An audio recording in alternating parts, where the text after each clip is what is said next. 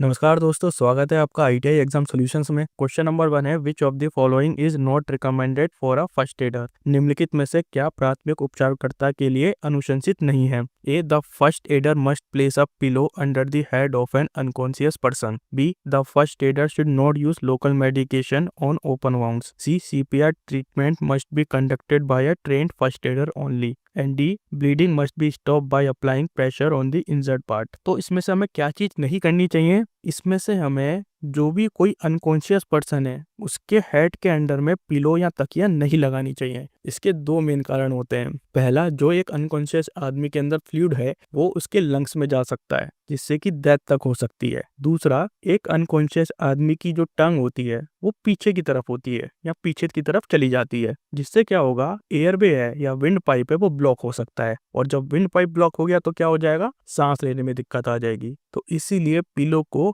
Under the head of an unconscious person, यानी कि एक बेहोशी की हालत में एक पर्सन जो है उसके सिरहाने में हम तकिया नहीं रखते हैं। और पहली बात, ये फर्स्ट एड किट में तकिया आती भी नहीं है। इसी से आपको एक अंदाजा हो जाना चाहिए। सो इसका राइट आंसर क्या होगा? इसका राइट आंसर होगा option number A, the first aider must place a pillow under the head of an unconscious person. Question number 2 है, which of the following step indicate the correct order for the operation of an fire extinguisher. निम्नलिखित में से कौन सी चरण अग्निशमक यंत्र के संचालन के लिए सही क्रम दर्शाता है? A, pull aim sweep squeeze. B, aim squeeze pull sweep. C, aim pull squeeze and sweep. And D, pull aim squeeze and sweep. तो एक फायर एक्सटिंग्विशर को सही तरीके से इस्तेमाल करने का मेथड क्या होता है? उस मेथड को हम बोलते हैं पास मेथड, PASS। तो पी क्या इंगित करता है यहाँ पे? पुल। जो फायर एक्सटिंग्विशर की पिन होती है उसको हमें ब्रेक करना होता है या उसकी सील को ब्रेक करना होता है, उसे बोला जाता है पुल। देन आता है एम, जो फायर एक्सटिंग्विशर की नोजल होती है उसको फायर की तरफ एम करना होता है या फ्यूल सोर्स की तरफ एम करना होता है। देन आता है एस फॉर स्क्वीज। अब हैंडल को हमें दबाना होता है जिससे कि जो एक्सटिंग्विशिंग एजेंट है वो आपका CO2 भी हो सकता है, वो आपका ड्राई पाउडर भी हो सकता है, वो बाहर निकले। और नेक्स्ट आता है, जो लास्ट पॉइंट होता है वो होता है स्वैप। अब नोजल को हम साइड टू साइड घुमाते हैं ताकि फायर को हम प्रॉपरली बुझा सके। तो इसका करेक्ट ऑर्डर क्या होता है? इसको याद रखने का मेथड है PASS, P for pull, A for aim, S for squeeze and S for sweep. So option number D यहाँ पे इसका राइट ऑप्शन होगा। क्वेश्चन नंबर 3 है, in first aid a victim may require CPR which stand for. प्राथमिक उपचार में पीड़ित को CPR की आवश्यकता हो सकती है जिसका अर्थ है A, cardiopulmonary resuscitation. B, cardio practice resuscitation. C, calibrated permissive response. And D, common practice resuscitation. CPR की फुल फॉर्म होती है कार्डियोपल्मोनरी रिसैसिटेशन और ये एक लाइफ सेविंग टेक्निक होती है। और CPR एक इमरजेंसी सिचुएशन में दिया जाता है जब किसी भी पर्सन का हार्ट धड़कना बंद कर दे, जिसे हम कार्डियक अरेस्ट भी बोल सकते हैं और हार्ट अटैक भी बोल सकते हैं। हार्ट अटैक और कार्डियक अरेस्ट दोनों अलग अलग चीजें होती हैं, दोनों में हल्का सा डिफरेंस होता है, इसके बारे में हम कभी बाद में डिस्कस करेंगे। तो इस मेथड में हम क्या करते हैं? इस मेथड में हम चेस्ट को कंप्रेस करते हैं, एक रिदमिक पुश देते हैं। जैसे जो मैंने ट्रेनिंग ली थी उसमें ट्रेनर ने बताया था कि आप 25 सेकंड तक कंटिन्यूसली चेस्ट को कंप्रेस कीजिए, फिर 5 सेकंड का वेट कीजिए, देन 25 सेकंड तक कंटिन्यूसली चेस्ट को कंप्रेस कीजिए, फिर 5 सेकंड का ब्रेक लीजिए। इस तरीके से एक रिदमिक पुश होता है इसमें। सो इसका राइट आंसर क्या होगा? Option number A, cardiopulmonary resuscitation. Question number 4 है, name the PPE in the figure given below. नीचे दिए गए चित्र में PPE का नाम बताइए। A, helmet, B, glass, C, nasal mask and D, head shield with ear muff. तो जो ये हमें इमेज दे रखी है ये किसको दर्शाता है? ये दर्शाता है head shield with ear muff. Basically PPE क्या होती है? एक प्रोटेक्टिव किट होती है। इस PPE किट का इस्तेमाल कहाँ पर करा जाता है? कंस्ट्रक्शन एरिया में अधिकतर इसका इस्तेमाल होता है जहाँ पे बहुत ज़्यादा नॉइस होती है, जहाँ पे डरबीस होती है, छोटे छोटे आपके पास पत्थर होते हैं जो आँख में लग सकते हैं, सर पे लग सकते हैं, उस जगह पे इसका इस्तेमाल अधिकतर किया जाता है। मेटल वर्किंग में इसका इस्तेमाल करा जाता है और इसका इस्तेमाल हैवी मशीनरी में भी करा जाता है। सो इसका राइट आंसर होगा option number D, head shield with ear muff. Question number 5 है, which of the following fire extinguishing is suitable for extinguishing fire. निम्नलिखित में से कौन सा अग्निशामक कपास या अन्य कपड़े से लगी आग को बुझाने के लिए उपयुक्त होता है? A, dry chemical, B, water, C, foam and D, soda acid. देखिए, हम इस्तेमाल ड्राई केमिकल का भी कर सकते हैं, हम इस्तेमाल फोम का भी कर सकते हैं, हम इस्तेमाल जल का भी कर सकते हैं, वाटर का भी कर सकते हैं। लेकिन हम क्लास ए की फायर को ज्यादातर जो कपड़ों में लगती है, कॉटन में लगती है, उसके लिए हम यूज करते हैं वाटर का, क्योंकि वाटर इजिली अवेलेबल भी होता है और चीप भी होता है as compared to dry chemical और फॉर्म के। सो इसका राइट आंसर क्या होगा? इसका राइट आंसर होगा option number B, water. Question number 6 है, the below warning sign indicate which of the following. नीचे दिए गए चेतावनी चिन्ह निम्नलिखित में से किसका संकेत देता है? A risk of electric shock, B risk of explosion, C risk of laser beam and D risk of ionizing radiation. तो वार्निंग साइन का आपको इंडिकेशन पता है, ये ट्राइंगल शेप में होता है। वार्निंग साइन हमेशा ट्राइंगल शेप में दिखेगा आपको, और इसका जो कलर होगा वो येलो कलर होगा। अब इसके अंदर जो ये डिजाइन बना हुआ है ये किसको दर्शा रहा है? तो क्वेश्चन में ये पूछा गया है, यानी कि ये डिजाइन होगा रिस्क ऑफ लेजर बीम।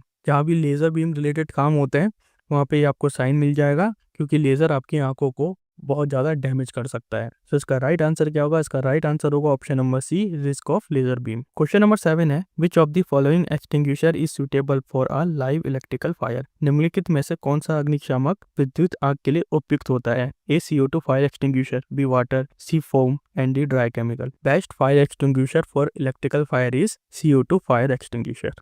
तो CO2 फायर एक्सटिंग्विशर सबसे ज़्यादा सूटेबल होता है किसी भी विद्युत आग के लिए। द रीजन बीइंग, एक तो CO2 फायर एक्सटिंग्विशर में कोई रेसिड्यू नहीं होता, इसमें कोई अवशेष नहीं बचता, तो जितने भी इलेक्ट्रिकल इक्विपमेंट है वो आपके सेफ रहेंगे। दूसरा, इसके अंदर कूलिंग इफेक्ट होता है जो कि ड्राई केमिकल के अंदर नहीं होता है। तो कूलिंग इफेक्ट का फायदा ये होता है कि एक बार जहाँ पे आग बुझ गई वहाँ पे आग लगने का खतरा बहुत कम हो जाता है, क्योंकि CO2 फायर एक्सटिंग्विशर क्या करता है? ऑक्सीजन को डिस्प्लेस करता है। ड्राई केमिकल में कूलिंग इफेक्ट नहीं होता। दूसरा, ये केमिकल कंपाउंड होता है बिल्कुल, जो इलेक्ट्रिकल इक्विपमेंट को हार्म कर सकता है। हाँ, अगर फायर किसी वायर्स में लगी है, बहुत बड़े बड़े वायर्स हैं, वहाँ पे फायर लगी है, वहाँ पे हम ड्राई केमिकल का यूज़ कर सकते हैं, लेकिन जहाँ पे भी इलेक्ट्रॉनिक कंपोनेंट आ जाते हैं वहाँ पे हम CO2 का अधिकतर इस्तेमाल करते हैं। सो इसका राइट आंसर क्या होगा? इसका राइट आंसर होगा option number A, CO2 fire extinguisher. Question number 8 है, the shape and colour of a mandatory sign is. अनिवार्य चिन्ह का आकार और रंग क्या है? A circular shape, black symbol on yellow background, B circular shape, white symbol on blue background, C square shape, green symbol on white background and D triangular shape, black symbol on blue background. देखिए, mandatory sign हमेशा circular shape में होते हैं। Mandatory sign को compulsory sign भी बोला जाता है, यानी कि ये जो साइन है इसमें जो भी चीज लिखी गई है वो चीज हमें करनी ही करनी है। या अगर आप कहीं भी एक लोकेशन पे जा रहे हैं और वहाँ पे लिखा हुआ है वेयरिंग या वेयर PPE किट, तो आप वहाँ पे एंट्री तभी कर सकते हैं जब आपने PPE किट पहनी होगी, या वहाँ पे कोई स्पेशल चीज लिखी होगी कि ऑलवेज वेयर ग्लव्स या सेफ्टी ग्लास आपको पहनना जरूरी है, ईयर प्रोटेक्शन हो गया, तो वो चीज आपके पास होनी ही चाहिए, वो चीज आपको पहननी ही पड़ेगी। और जो इसका कलर होता है, एक तो आपका सर्कुलर शेप होता है, दूसरा जो इसका बैकग्राउंड कलर होता है वो कौन सा कलर होता है? वो होता है ब्लू कलर। ये दो चीजें यहाँ पे बहुत ज्यादा जरूरी होती हैं। सो इसका राइट आंसर क्या होगा? Circular shape, white symbol on blue background. So option number B यहाँ पे इसका राइट ऑप्शन होगा। क्वेश्चन नंबर 9 है, which type of sign is shown in the above figure. चित्र में किस प्रकार का चिन्ह दर्शाया गया है? Warning, prohibition, emergency, mandatory. तो वार्निंग साइन मैंने जैसे कि पहले बताया था ट्रायंगुलर शेप में होता है, और जो इसका बैकग्राउंड होगा वो येलो होगा। तो ये साइन किसका साइन है? ये साइन वार्निंग साइन है।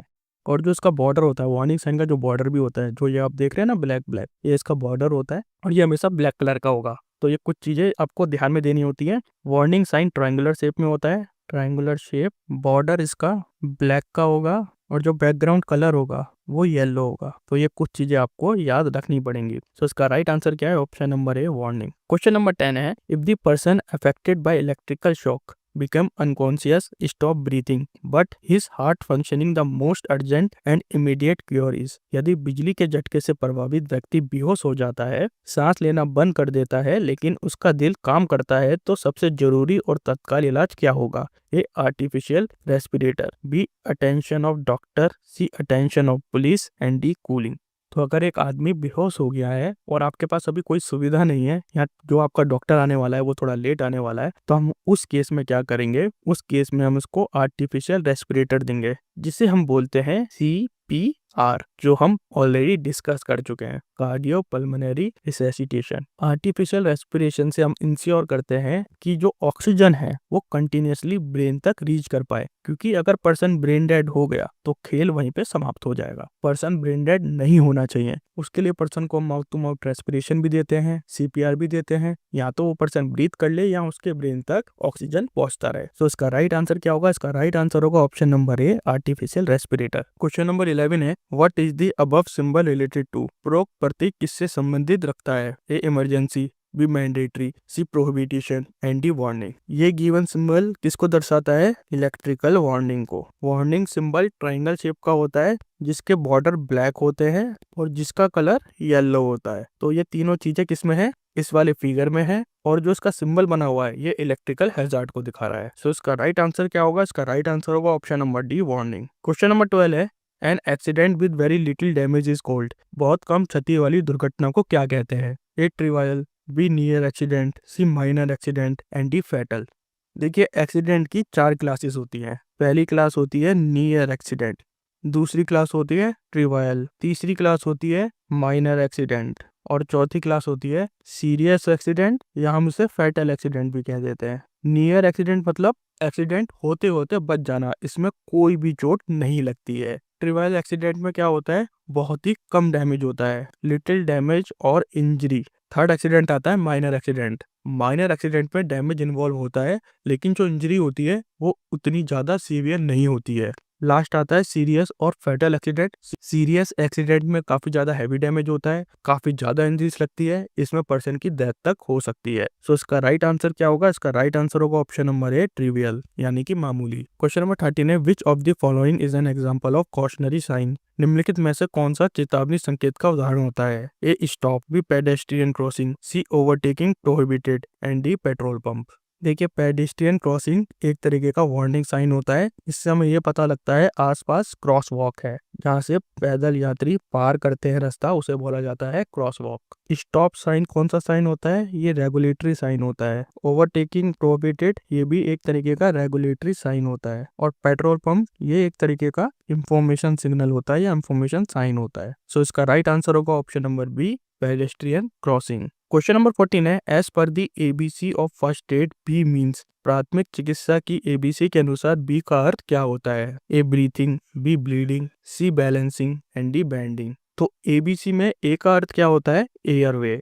पहले हमें ये इंश्योर करना पड़ता है कि पर्सन को प्रॉपरली हवा मिलती रहे। ऐसा होता है कभी कभी कोई पर्सन बेहोश हो जाता है तो आसपास भीड़ जमा हो जाती है जिससे कि हवा ब्लॉक हो जाती है। ऐसा नहीं करना चाहिए, पर्सन के पास प्रॉपर एयर जानी चाहिए। नेक्स्ट आता है ब्रीथिंग, बी फॉर होता है ब्रीथिंग। जब सराउंडिंग पूरी तरीके से क्लियर है, एयरवे आपको मिल रहा है, तो अब हमें चेक करना है कि पर्सन सांस ले रहा है या नहीं ले रहा है। अगर पर्सन सांस नहीं ले रहा है तो उस केस में हम क्या करते हैं? आर्टिफिशियल ब्रीथिंग करते हैं जिसे हम सीपीआर भी बोलते हैं। और लास्ट आता है सी फॉर सर्कुलेशन। सर्कुलेशन का मतलब कि पर्सन की बॉडी के अंदर ब्लड प्रॉपरली फ्लो कर रहा है या नहीं कर रहा है, क्योंकि अगर हार्ट बीट बंद हो जाती है तो हार्ट फिर ब्लड पंप करना बंद कर देता है। तो हमें इन चीजों का ध्यान रखना होता है। So B stand for breathing. So option number A यहाँ पे इसका राइट ऑप्शन होगा। क्वेश्चन नंबर 15 है, following sign is used as the symbol of. निम्नलिखित चिन्ह का उपयोग डैश के प्रतीक के रूप में किया जाता है? A hospital, B railway crossing, C school and D post office. तो ये जो गिवन साइन है ये क्या दर्शाता है? ये दर्शाता है स्कूल क्रॉसिंग साइन। बहुत स्कूल के सामने आपने ऐसा साइन देखा होगा। इसमें अधिकतर आपको 2 चिल्ड्रन दिखेंगे जो कि वॉक कर रहे हैं। कलर इसका येलो रहता है और जो इसकी शेप होती है ये पेंटागन होती है, पेंटागन शेप का होता है ये। सो इसका राइट आंसर होगा option number C, school. Question number 16 है, which one of the following is the part of work place safety. निम्नलिखित में से कौन सा कार्य स्थल सुरक्षा का हिस्सा होता है? A tension, B negligence, C deviation and D colour code. Colour code एक बहुत ज्यादा इंपॉर्टेंट पार्ट होता है वर्क प्लेस सेफ्टी का। अलग अलग तरीके के कलर कोड होते हैं। फॉर एग्जांपल रेड क्या इंडिकेट करता है? डेंजर को इंडिकेट करता है। येलो किसको इंडिकेट करता है? ये एक वार्निंग साइन होता है। ग्रीन किसको इंडिकेट करता है? ये सेफ्टी को इंडिकेट करता है। ब्लू इंफॉर्मेशन को इंडिकेट करता है। सो इसका राइट आंसर क्या होगा? इसका राइट आंसर होगा option number D, colour code. Question number 17 है, the procedure of dowsing fire by using blanket is called. कंबल का उपयोग करके आग बुझाने की प्रक्रिया को डैश कहा जाता है? A air blacking, B fire fighting, C smothering and D extinguishing. अगर हम कंबल से या किसी भी कपड़े से आग को बुझाते हैं उसे बोला जाता है स्मूदरिंग। इस प्रोसेस में हम क्या करते हैं? हम जहाँ पे भी आग लगी होती है उसको कंबल से बुझाते हैं। दैट मीन्स हम क्या कर रहे हैं? हम ऑक्सीजन की जो सप्लाई है उसे कट ऑफ कर रहे हैं। अगर ऑक्सीजन पहुंचेगा ही नहीं तो आग लगेगी ही नहीं। सो ऑप्शन नंबर सी यहाँ पे इसका राइट ऑप्शन होगा। क्वेश्चन नंबर 18 है, When fire is broke out at workplace, action required is race. What is the race stand for? जब कार्यस्थल पर आग लग जाती है तो अपेक्षित कार्यवाही रेस होती है। रेस का पूर्ण रूप क्या होता है? A rescue, alarm, confine and execute. B rescue, alarm, confirm and evacuate. C rescue, alarm, confine and evacuate. And D rescue, alarm, confirm and extinguish. तो रेस की फुल फॉर्म होती है rescue, alarm, confine and evacuate. तो सबसे पहला step क्या है? इसमें रेस्क्यू है। इसमें हम इमीडिएट क्या करते हैं? इंडिविजुअल की सेफ्टी को ध्यान में रखते हैं और किसी अदर पर्सन की इवैक्यूएशन में मदद करते हैं। नेक्स्ट आता है अलार्म। अगर सारे इंडिविजुअल सेफ है तो हमें बाकी को भी अलर्ट करना होता है, तो हम उसमें क्या करते हैं? अलार्म का यूज करते हैं। इसमें आप अलग अलग तरह की साउंड का या इमरजेंसी सर्विस का यूज करते हैं। थर्ड आता है कन्फाइन। अब हमने पीपल को भी सेव कर लिया, अलार्म भी रेज कर दिया, अब हम बाकी चीजों पर ध्यान देते हैं कि आग को कम से कम कैसे करा जाए। उसके लिए हम क्या करते हैं? ऑक्सीजन सप्लाई को बंद कर देते हैं, डोर्स को बंद कर देते हैं, विंडो को बंद कर देते हैं, ताकि ऑक्सीजन की सप्लाई कट हो जाए और स्मोक सब जगह पे ना फैले। और लास्ट आता है इवैक्यूएट। सबसे इंपॉर्टेंट पॉइंट इवैक्यूएशन ही होता है। अगर आग लग रखी है और वो कंट्रोलेबल नहीं है तो सबसे जरूरी चीज सीधा इवैक्यूएट हो जाओ। डोंट वेट फॉर समवन कि कोई आएगा, कोई बचाएगा या मैं आग पर काबू पा सकता हूँ। सबसे इंपॉर्टेंट होता है अपनी जान बचाना और दूसरों की जान बचाना। सो इसका राइट आंसर क्या होगा? Option number C, rescue, alarm, confine and evacuate. Question number 19 है, what will happen when a person is affected by electrical shock and the current is in body is between 200 milliampere and 500 milliampere. जब किसी व्यक्ति को बिजली का झटका लगता है और उसके शरीर में करंट 200 मिली एम्पियर और 500 मिली एम्पियर के बीच होता है तो क्या होगा? A severe muscular contraction, B certain death, C possible death and the painful shock. अगर किसी पर्सन की बॉडी पे 200 मिली एम्पेयर से लेके 500 मिली एम्पेयर का करंट फ्लो कर रहा है तो उस केस में उसकी सर्टेन डेथ हो सकती है। मस्कुलर पेन कब तक होता है या मस्कुलर कॉन्ट्रैक्शन कब तक होता है? 50 मिली एम्पेयर तक आपका मस्कुलर कॉन्ट्रैक्शन होता है, यानी कि बिजली का झटका लगेगा और आप बच सकते हो, आपको एकदम शॉक लगेगा। लेकिन 50 मिली एम्पेयर से ऊपर जब करंट जाता है तो उसमें आपके बचने के चांस कम होते रहते हैं। ऊपर से अगर आप वेट हुए तो रेजिस्टेंस और कम हो जाएगा और बचने की पॉसिबिलिटी और कम हो जाएगी। तो इसका राइट आंसर क्या होगा? Option number B, certain death. Question number 20 है, एक्सीडेंट में अकर while operating machine without knowledge, without safety precaution, without authority, without safety device. What are the cause of such type of accident? बिना जानकारी के, बिना सुरक्षा सावधानियों के, बिना अधिकारी के, बिना सुरक्षा उपकरण के मशीनों का संचालन करते समय दुर्घटनाएं हो सकती हैं। इस प्रकार की दुर्घटनाओं का क्या कारण बनता है? A human causes, B mechanical causes, C environmental causes and D machine causes. देखिए, जितनी भी आप चीज नेग्लेक्ट कर रहे हैं, आपको नॉलेज भी नहीं है, आपने कोई सेफ्टी प्रिकॉशन भी नहीं लिया है, आपके पास कोई अथॉरिटी भी नहीं है, यहाँ आपके पास कोई सेफ्टी डिवाइस भी नहीं है, तो ये किसकी नेग्लिजेंस के कारण हो रहा है? ये हमारी नेग्लिजेंस के कारण हो रहा है, यानी कि ये ह्यूमन कॉज है। सो इसका राइट आंसर क्या होगा? ऑप्शन नंबर ए, ह्यूमन कॉज। क्वेश्चन नंबर 21 है, इन medical first aid what denotes DRAB? प्राथमिक चिकित्सा में DRAB का क्या अर्थ होता है? A danger response airway breathing, B danger repair airway breathing, C danger repair airway bandage and D danger response airway bandage. तो DRAB की फुल फॉर्म क्या होती है? Danger response airway breathing. सबसे पहले हम क्या करते हैं? डेंजर के केस में हम पूरे सिनेरियो को एसेस करते हैं, देन हम चेक करते हैं कि जो भी इंजर्ड पर्सन है वो रिस्पॉन्सिव है या नहीं है। अगर इंजर्ड पर्सन रिस्पॉन्सिव नहीं है तो हमें एयरवे ओपन करने पड़ेंगे, यानी कि उसके चारों तरफ भीड़ ना हो। हमें कोशिश करनी है कि उसको प्रॉपर ऑक्सीजन और प्रॉपर एयर मिलती रहे, फ्रेश एयर मिलती रहे। और लास्ट आता है ब्रीदिंग। इन केस उसकी ब्रीदिंग चौक है, ब्रीदिंग नहीं कर रहा है, तो हम यूज करते हैं CPR मेथड का। सो उसका राइट आंसर क्या होगा? ऑप्शन नंबर ए, danger response airway breathing. Question number 22 है, which type of fire extinguisher has fork shaped nozzle? किस प्रकार के अग्निशामक यंत्र में कांटा आकार का नोजल होता है? A water field sprinkler, B foam extinguisher, B dry powder fire extinguisher and D halon fire extinguisher. तो कांटा प्रकार का या कांटा आकार का नोजल किसका होता है? वो होता है ड्राई पाउडर फायर एक्सटिंग्विशर का। तो फोर्क शेप नोजल का क्या फायदा होता है? इसकी जो कवरेज होती है वो अच्छी होती है, क्योंकि जितनी अच्छी कवरेज होगी उतना ही ज्यादा ड्राई पाउडर प्रॉपर्ली फैल के निकलेगा और उतनी ही आग को वो कवर अप कर पाएगा, जिससे आग जल्दी बुझेगी। So option number C, dry powder fire extinguisher इसका राइट ऑप्शन होगा। क्वेश्चन नंबर 23 है, what is the most appropriate method of extinguishing a fire involving electrical equipment? विद्युत उपकरण में लगी आग को बुझाने का सबसे उपयुक्त विधि क्या है? A use of वेपरिंग liquid, B use of water, C use of foam and D use of carbon monoxide. अगर हमें आग को बुझाना है तो हमें वेपरिंग लिक्विड का इस्तेमाल करना पड़ेगा।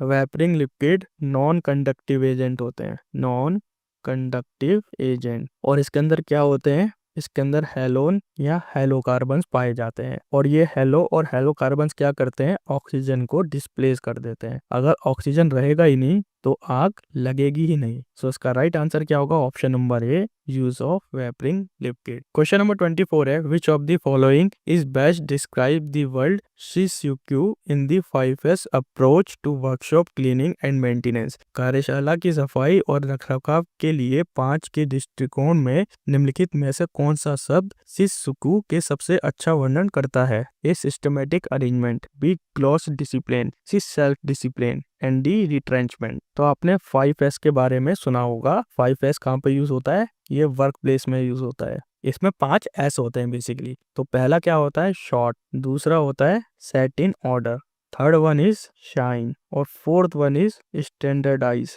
और जो लास्ट होता है वो होता है सेल्फ डिसिप्लिन। सेल्फ डिसिप्लिन को क्या बोला जाता है? शित्सुकु। शित्सुकु क्या होता है? ये एक जापानीज वर्ड होता है, और ये कहाँ पे यूज होता है? ये वर्क प्लेस में यूज होता है या ऑर्गेनाइजेशन में यूज होता है। सो इसका राइट आंसर क्या होगा? इसका राइट आंसर होगा option number C, self discipline. Question number 25 है, which is the golden hour for the victim injure on the head with the risk of dying. सिर पर चोट लगने और मरने के जोखिम के कारण पीड़ित के लिए स्वर्णिम समय कौन सा होता है? A first 150 minute, B first 60 minute, C first 100 minute and D first 200 minute. Golden hour का यहाँ पे मतलब है उस पर्सन के बचने के चांसेस सबसे ज्यादा कब होंगे? First 60 minute. अगर वो पहले 60 मिनट के अंदर हॉस्पिटल पहुंच जाता है तो उसके बचने के चांसेस काफी ज्यादा बढ़ जाते हैं। सो ऑप्शन नंबर बी यहाँ पे इसका राइट ऑप्शन होगा। क्वेश्चन नंबर 26 है, नेम दी सेफ्टी साइन। हमें इस सेफ्टी साइन का नाम बताना है। A warning sign, B emergency sign, C mandatory sign and D information sign. तो ये जो गिवन साइन है ये मैंडेटरी साइन होता है।